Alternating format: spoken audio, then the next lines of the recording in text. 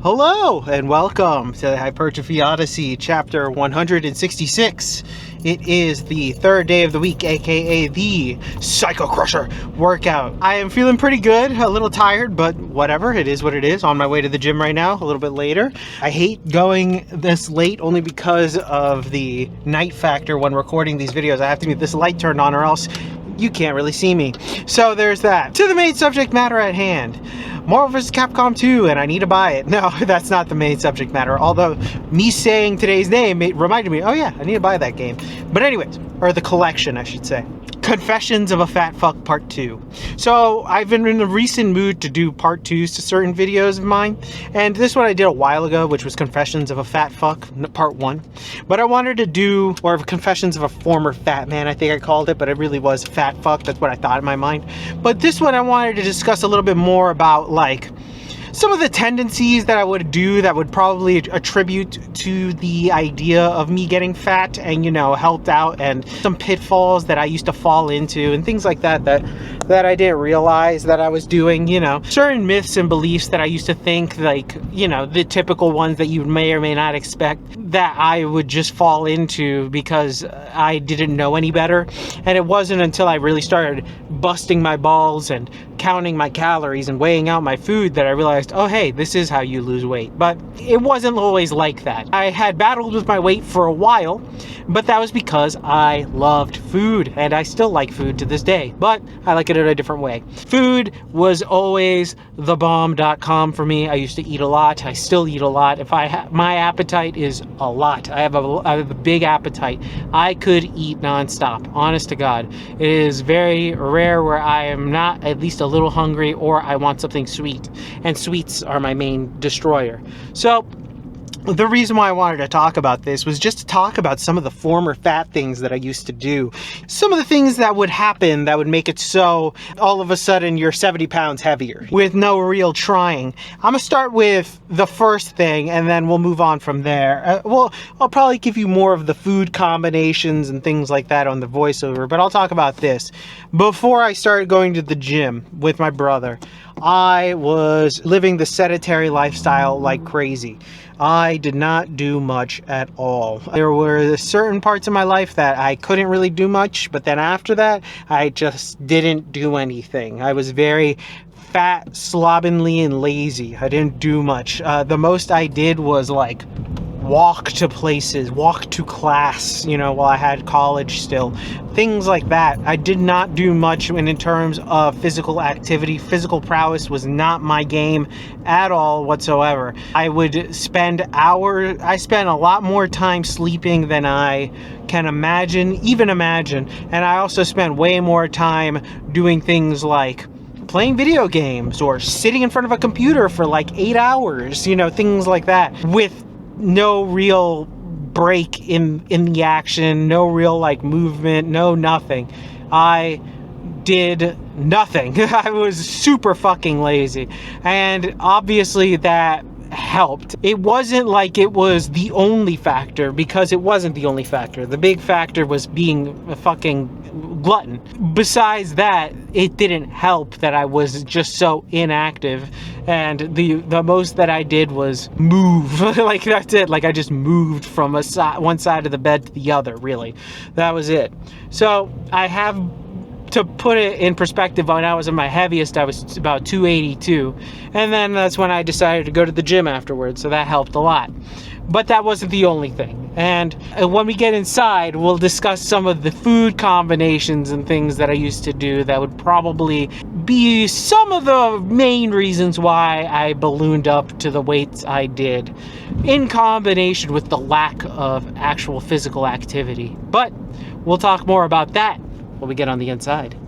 Alright, so I started this day off with the decline iso press, which was pretty good. But anyways, back to the main subject matter at hand. So this was just talking about my previous experiences being a fat boy. I think my main two big issues back in the day, I mean, this goes way back, I mean, a long time ago. One of the big issues was I was inactive for a good chunk of my life. I did not do much. Whenever I started doing something, I'd always get hurt. For example, when I did football practice, one time I ended up breaking my wrist, so that was a fun little thing. I got a hairline fracture. It wasn't anything crazy, but still, it was enough where I was taken out, and that was it. That was the end of my football career. So that happened. But still, regardless, that was something that was just one of multiple things where I was not an active kid at all. It was just not happening at whatsoever. That was one thing. The other thing was my affinity for certain foods that were, let's be honest, terrible for me. One of my big foods back in the day was cup of noodles.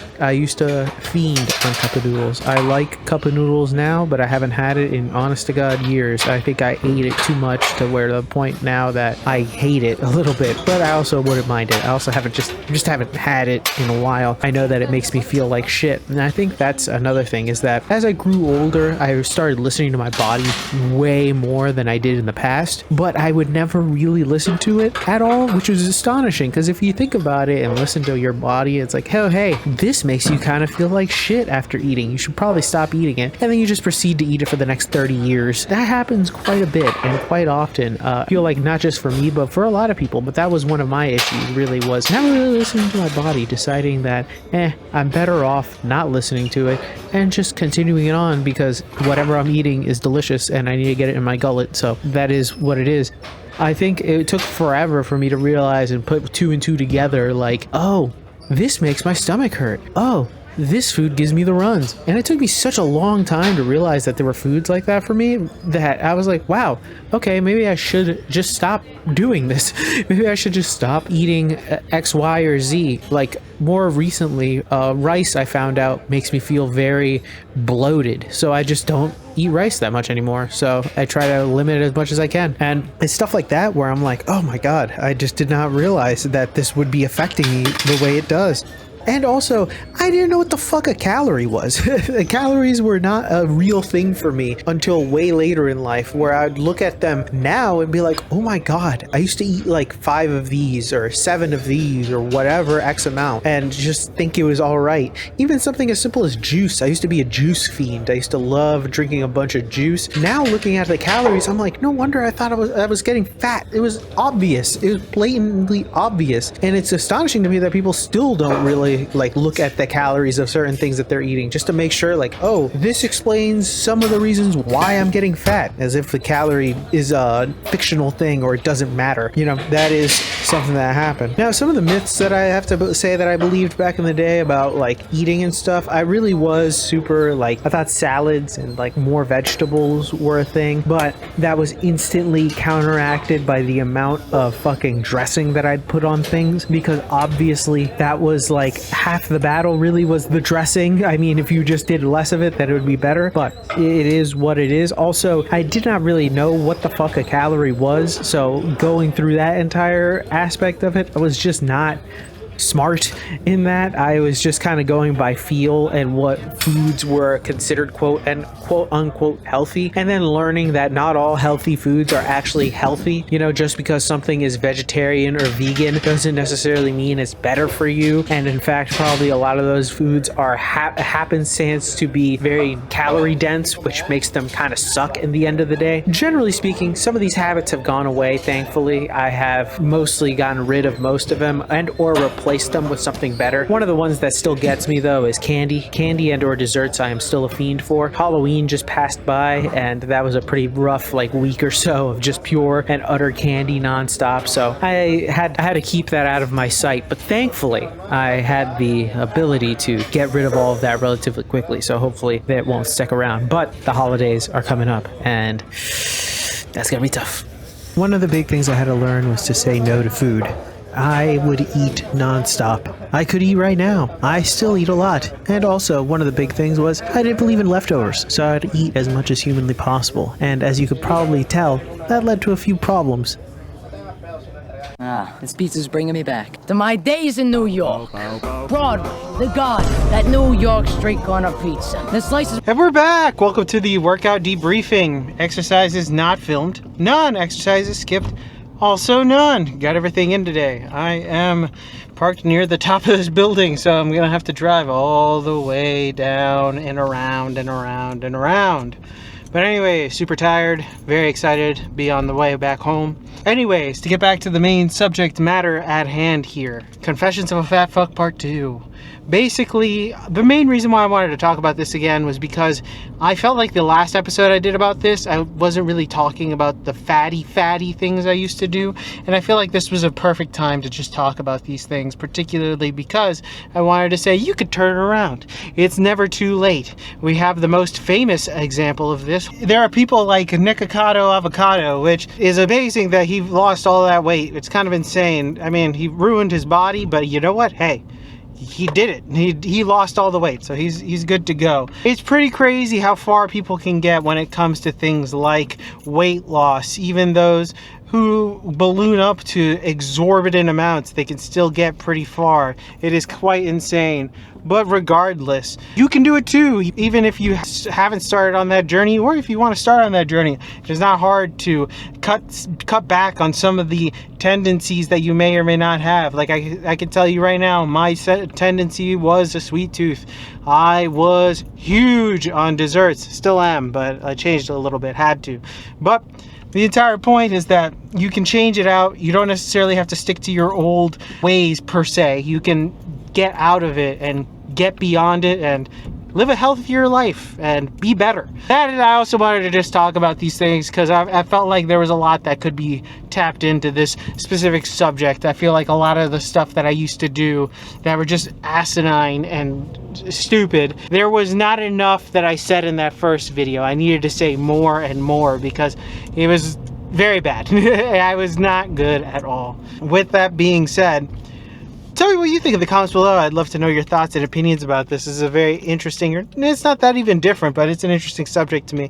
Just looking back and reflecting on the things that, you know, your past self would do that would explain a lot of the things and consequences of what was happening. You know, me personally, why was I getting fat? Oh yeah, I would immediately go to sleep after eating like 2 Domino's pizzas and like a side of chicken and pasta. Like, what the fuck? Yeah, no wonder you didn't lose any weight. You were eating like 6,000 to 7,000 calories a day. Obviously not that much, but still, maybe like 4,000 calories a day. That's more realistic and probably on the safer side of things, which is crazy.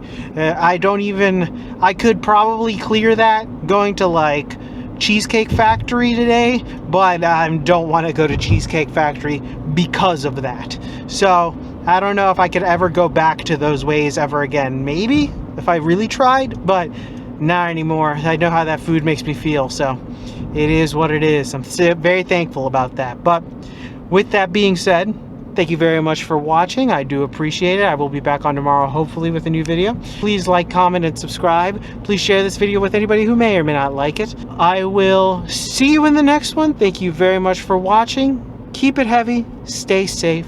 Peace.